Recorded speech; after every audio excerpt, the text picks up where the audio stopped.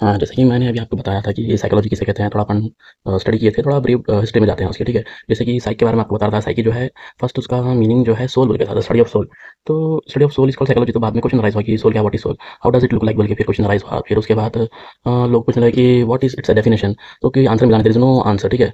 तो the it was nullified, ठीक है? तो उसे छोड़ दिया गया। फिर उसके बाद फिर से साइकी को जो है रीडिफाइन करके माइंड बोल के चेंज कर दिया गया, study of mind is called psychology. फिर उसके बाद क्या हो गया, मतलब ये जो स्टडी थी माइंड की जो है 5 सेंस में आती थी, तो उसको भी कैंसिल कर दिया गया। तो ऐसे ही फिर जो है साइकी को जो है कॉन्शियसनेस, स्टडी ऑफ कॉन्शियसनेस बोल के ऐसा विलियम जेम्स जो 1890 में बोल चुके थे, ऐसा हो गया था कॉन्सेप्ट, ठीक है?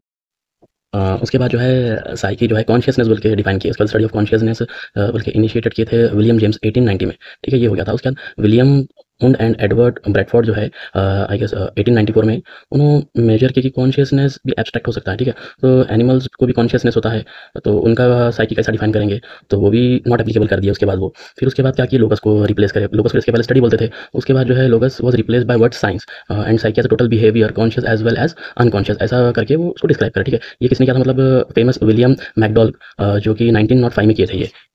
हाँ, विलियम मैकडॉल क्या लिखे थे कि साइकोलॉजी में भी best and most comprehensively define as the positive science बोल के उन्होंने डिफाइन किए थे विलियम मैकडॉल, ठीक है? उसके बाद positive science of the conduct of living creatures बोल के क्या करे थे उन्होंने डिफाइन, विलियम मैकडॉल कि define as positive science of the conduct of living creatures बोल के उन्होंने उसको डिफाइन किए। उसके बाद 1911 में अमेरिकन प्रोफेसर थे वॉल्टर बोवेल पिल्सबरी, उन्होंने भी साइकोलॉजी को डिफाइन किए थे, ठीक है? उन्होंने क्या डिफाइन किए थे कि साइकोलॉजी में भी most satisfactory define as the science of human behaviour, जब जाके 1911 में ह्यूमन बिहेवियर 1911 में डिस्क्राइब किए थे।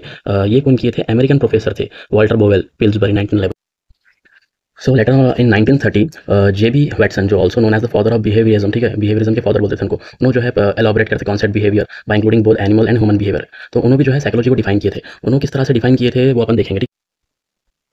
हाँ, फिर लेटर ऑन क्या हुआ, 20th सेंचुरी में जो स्कॉलर और साइकोलॉजिस्ट थे उन्होंने सिमिलर डिफाइन करने को गए, ठीक है? They try similar define psychology as a science of behaviour, ठीक है? फिर उसके बाद 1948 में वुडवर्थ एंड मार्कस उन्होंने भी डिफाइन किया था psychology the scientific study of the activities of the individual in the relation to his environment बोल के वुडवर्थ और मार्कस 1948 में डिफाइन किए थे। उसके बाद एन एल मन 1967 में उन्होंने डिफाइन किया था कि psychology today concern itself with the scientific investigation of behaviour.